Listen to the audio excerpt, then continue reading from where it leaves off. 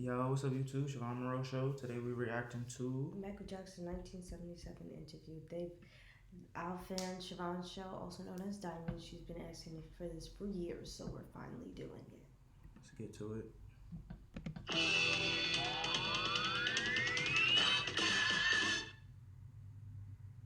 time around, I found a little guy who's a monster on the charts. Who's His that? name's Michael Jackson. Michael, welcome to Countdown. Thank you. A new single that's being released in Australia this week called Going Places, and already a monster on the American charts. Can you tell us a little about that single? It was recorded in Philadelphia, written by Gamble and Huff, and we really enjoyed doing it. And it's the title song to the album. It's called Going Places, and I think you'll be getting it soon, and it's doing very well here. Now tell me, what do you think is the success of the Jacksons, yourself and the Jacksons? I would say probably togetherness or just enjoying our work a lot. Putting a lot of love into it, all our effort. You've sprung up a bit since I saw you last. Yeah.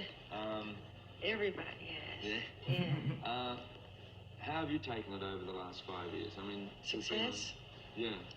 Has it affected you much?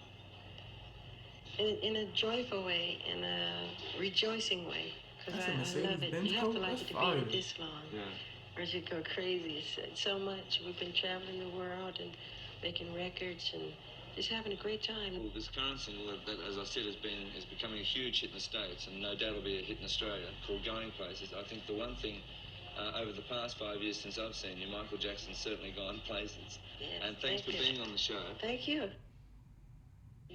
Paul? You roll. Sorry, roll two.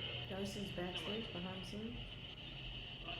It sort of strikes us, especially back in Australia, when you see sort of yourselves and the Osmonds, where there are two families that are consistent hit makers, and give this incredible feeling that are so together, not only as a group and a performing artist, but as a family themselves. Now, and especially yourselves, the Jacksons. I mean, is that togetherness there as far as the family? Yes, it is.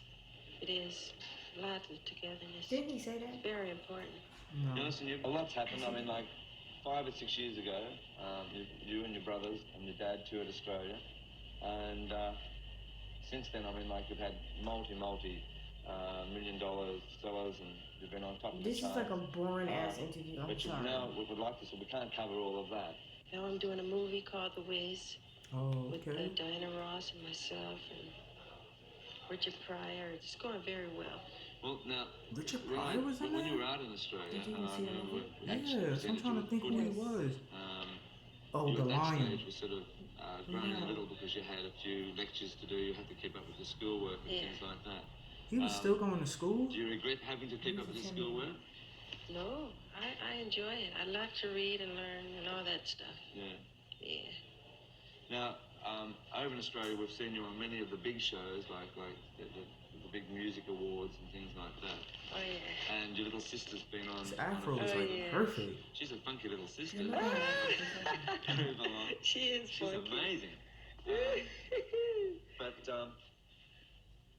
I mean, the demand on you has been amazing, sort of, as far as, like, you've had to go into an adult world, more or less. I mean, did you find that hard to cope with, Michael?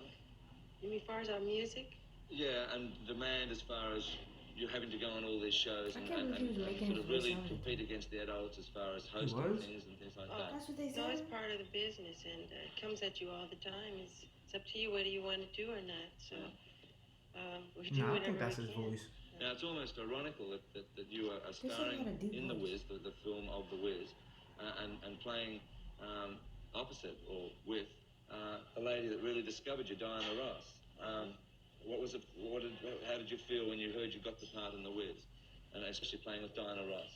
I was very happy because, well, I loved the play so much. I'd seen it 6 times before I even knew I was going to be in it. And I would talk to Diane on the phone. I'd say, "You're going to film The Wiz next week, huh? Or next month?" She would say, "Yeah." Next thing I noticed, I was in it. And they called me, asking, "Did I want to do it?" I said, "Yeah." So they sent the script. I came up, met everybody. And what part are you playing in The Wiz? Scarecrow. The Scarecrow? Yeah. Too much. I love it, too.